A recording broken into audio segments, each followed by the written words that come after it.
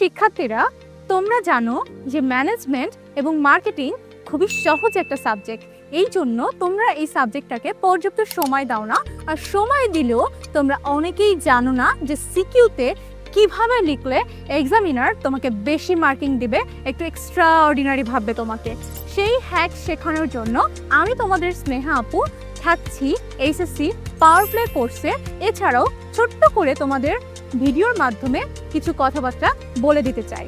দেখো, তোমাদেরকে অনেকেই বলবে যে কতে একটা পয়েন্ট, খতে 2টা পয়েন্ট, গতে 3টা পয়েন্ট, ঘতে 4টা পয়েন্ট, কিন্তু তোমাকে কেউ বলবে না যে কোন পয়েন্টে কি কি লিখলে, কোন বিষয়গুলো দিলে তোমার এই বিষয়টা আরো বেশি বুস্ট হবে।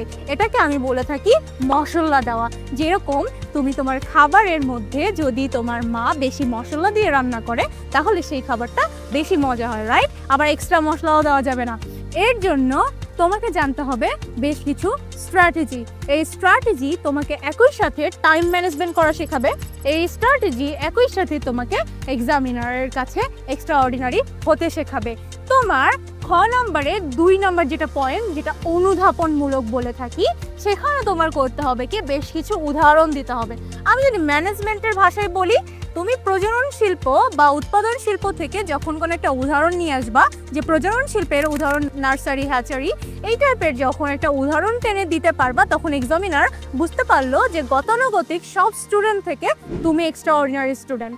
সো খ নম্বরে করতে হবে একটু উদাহরণ দিতে হবে বেশি বেশি। অ্যান্ড গ নম্বরের যে 3 নম্বর পয়েন্টটা, সেই 3 নম্বর পয়েন্টে তোমার করতে হবে উদ্দীপক এবং পাঠ্য বইকে একদম ফুললি রিলেট করে দিতে হবে। অ্যান্ড লাস্টলি ঘ নম্বরের লাস্ট যে পয়েন্টটা থাকে ওখানে তোমার সুন্দর করে একটা কনক্লুশন দিয়ে দিতে হবে, যেটা আসলে এক্সামিনাররা অনেক চায়।